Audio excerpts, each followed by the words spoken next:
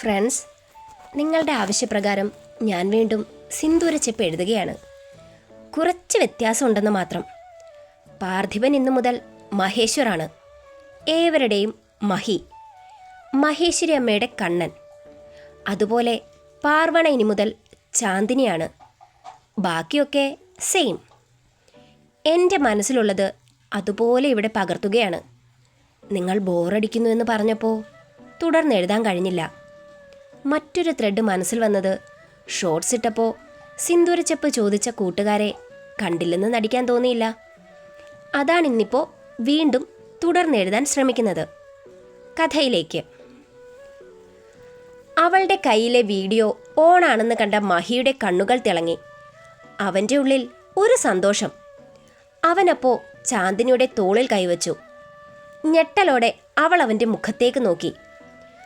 അവനത് കണ്ടില്ലെന്ന് നടിച്ച് അവളോട് പറഞ്ഞു, ചന്തു വാ, ഇതിനി നിനക്കും കൂടി അവകാശപ്പെട്ടതാണ്.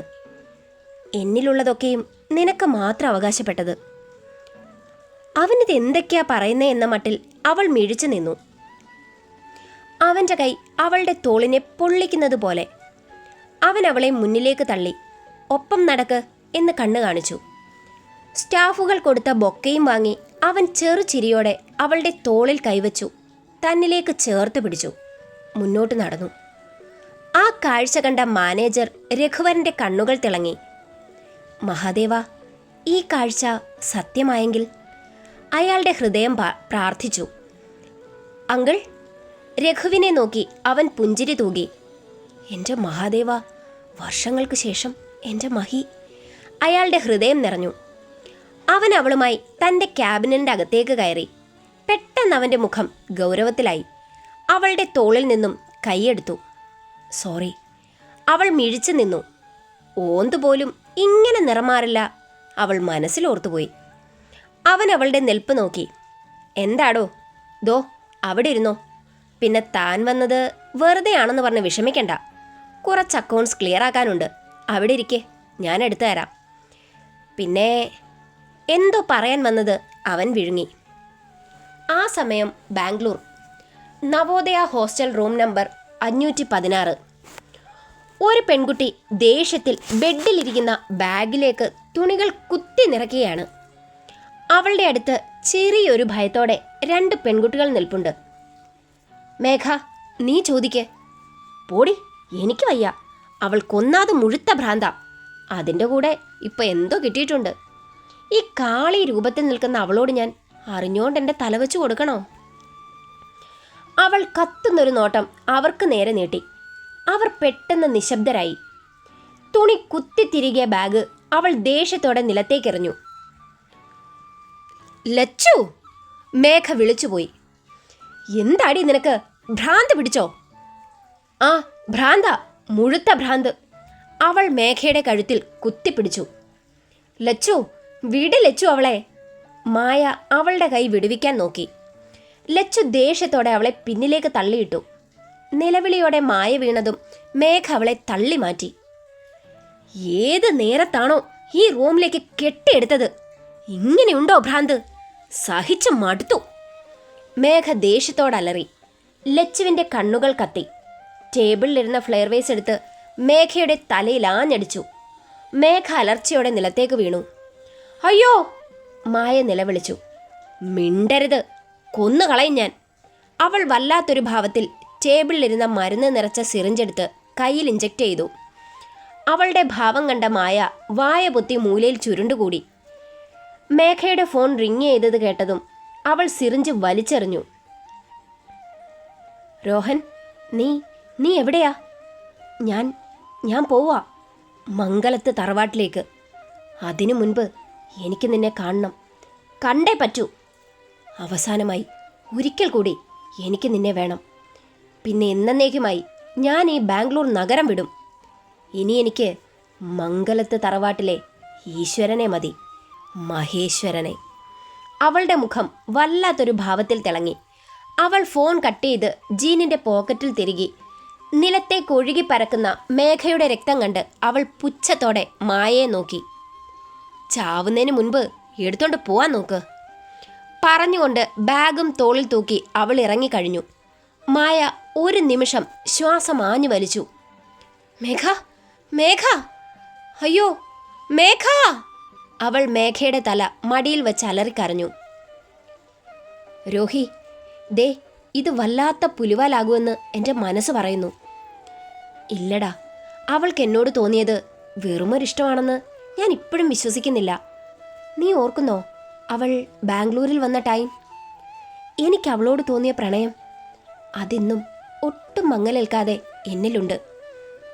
പക്ഷേ അവൾക്ക് നിന്നെ അല്ലല്ലോ, അവളുടെ മുറച്ചക്കനെയല്ലേ വേണ്ടത്? അർജുൻ, നീ എന്താ പറയുന്നേ? അവളെ ആദ്യം എല്ലാ അർത്ഥത്തിലും അറിഞ്ഞത് ഞാൻ തന്നെയാ. അതിലൊരു മാറ്റവും. പക്ഷെ ഇന്നവൾ പോയാ ഒരിക്കലും തിരികെ വരില്ലെന്നാ പറയുന്നേ. എനിക്കവളെ വേണോ അർജുൻ? അവൾ എന്നെ തേടി വരണം. അതിനു വേണ്ടിയാ ഈ പ്ലാൻ. രോഹി, അവൾ എപ്പോൾ എങ്ങനെ പ്രതികരിക്കുമെന്ന് അവക്ക് തന്നെ നിശ്ചയില്ല. അങ്ങനെ ഒരുത്തി ഒഴിവായി പോകുന്നതല്ലേ നല്ലത്.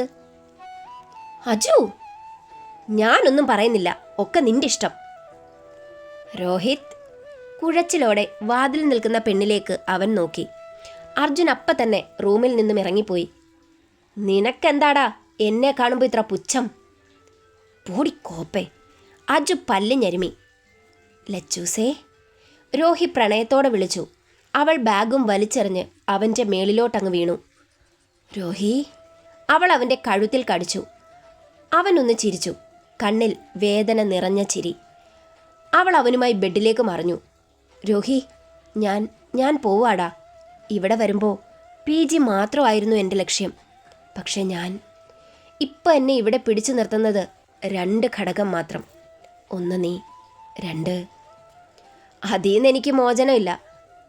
ലച്ചൂസേ, നീ ഇപ്പോൾ? അതേ രോഹി, ലാസ്റ്റ് ഡോസ്.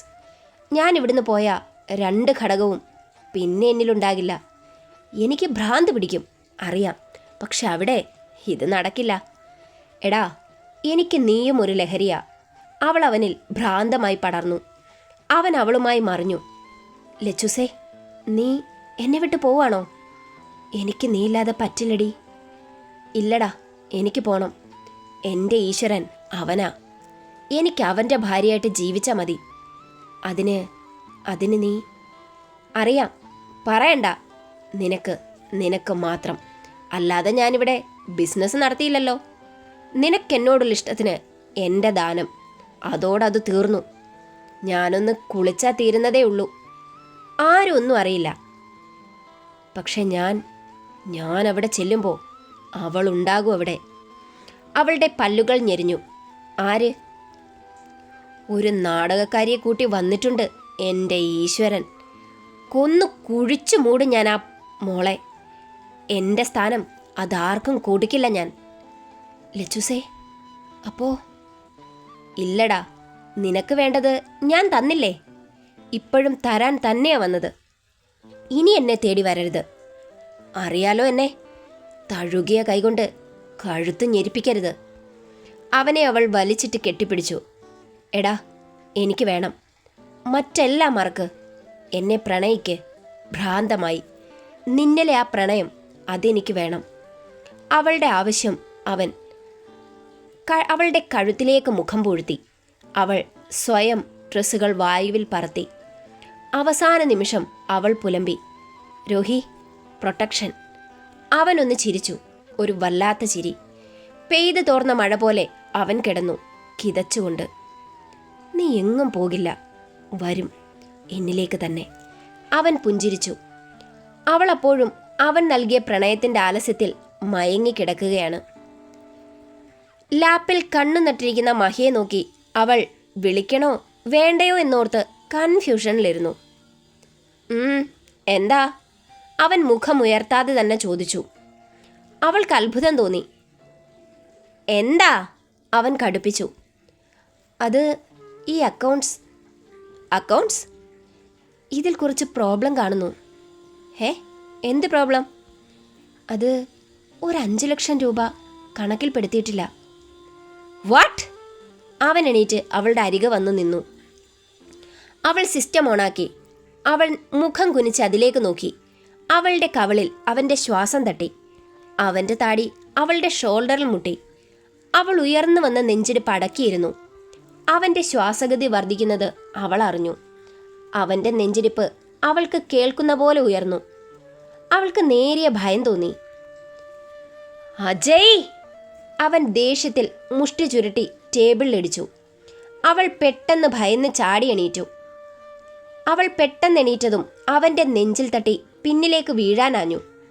രണ്ട് കൈകൾ പെട്ടെന്ന് അവളുടെ അരയിൽ പിടിമുറുക്കി മേലേക്ക് വലിച്ചു.